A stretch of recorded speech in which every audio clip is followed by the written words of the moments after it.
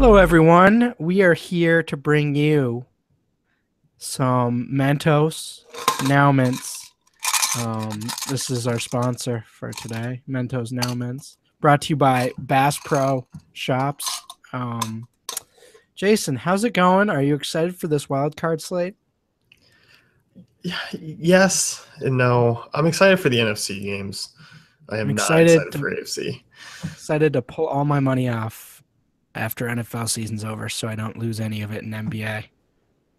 Yeah, that's a smart move. um. Anyhow, so Houston Texans, your cash defense, correct?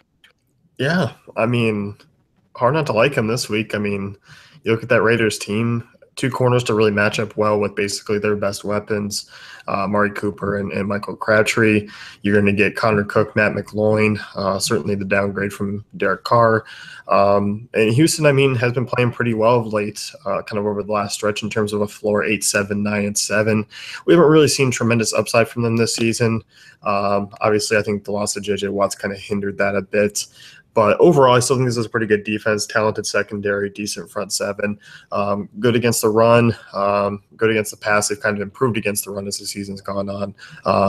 But overall, I just look at this Raiders team. I don't want any piece of it. Like, this is the one team I just look and go, I don't want anyone from it at all.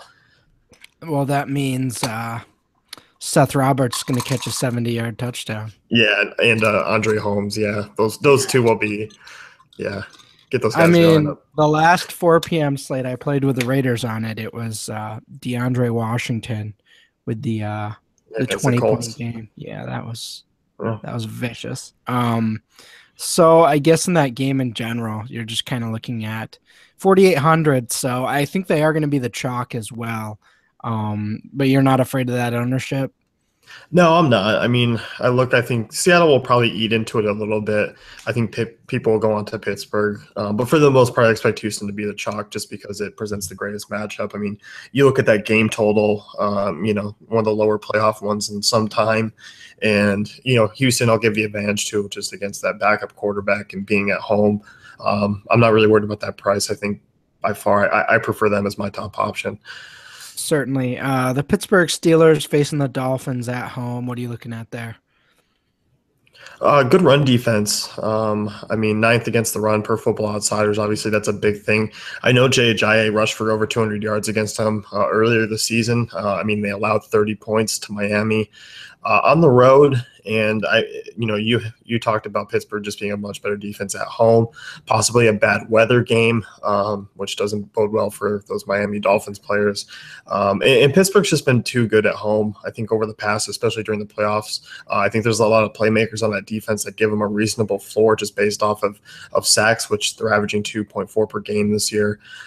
Heavy favorites, low total for Miami. Not really looking at anyone on that team outside of really Jarvis Landry. I'm not, high on the running game getting going again. I think given the fact that Pittsburgh's seen them once this season, they'll make their adjustments, and being at home, I think it's going to be a pretty low scoring event there for Miami. Yeah, I'm with you. And they're not even the top price team, so I certainly like that. Raiders at the same price, you're kind of like GPP move against the Texans. Talk me into this, I guess. Yeah, I mean, I think if you're looking to make a difference, say you don't want to make a difference and you want to use chalk everywhere else and kind of, you use Odell, you want to get some Jordy shares, you want to obviously use Le'Veon Bell. But I like Oakland here. I think really if there's any shot of them moving on in this one, it's going to be through the defense. And, Brock Osweiler, Tom Savage, it looked like Osweiler was going to be the guy back in the playoffs, but I'm not really confident. I know DeAndre Hopkins got going a little bit towards the end of the season, but Oakland, secondary was playing pretty well towards the end of the year. I'm just a big fan of that front seven, the way they've been playing a little bit. So I think they're kind of a little bit boomer bust. But you look at that, I mean, it's just the lowest scoring game, the 20.25 total there. Raiders posted 7 FanDuel points earlier this season. I think that's a decent floor for them.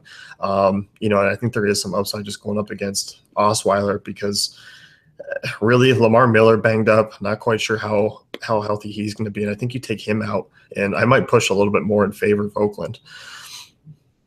I think that's fair. And, the Raiders obviously do give up a ton of chunk plays, but do the Texans have the weapons to take advantage of it? I'd say they have the weapons. Do they have the quarterback to allow the weapons to take advantage of it? That's the big question mark. Yeah. And we've seen that from the Raiders a few times this year. 4,700, I'm okay with that. Is there anyone outside of these three that you're kind of looking at? I mean, I don't mind Seattle. They're the most expensive option, but I think with money being tight this week, I don't mind dropping down a couple hundred, just using using these teams here, because really there's not much separation in terms of pricing between basically the Seahawks and everyone else. So these are probably the three that I'll be looking on, and I don't know. I mean, I can't really get behind anyone else. Yeah, I'm with you. As always, if you like these videos, certainly give us a like and subscribe. If you want to check out this article, head over to dailyfantasycafe.com. We'll be with you for pretty much all the playoffs here until we get down to the Super Bowl, basically. So stick with us, and we will keep you informed. So thanks for tuning in, and good luck.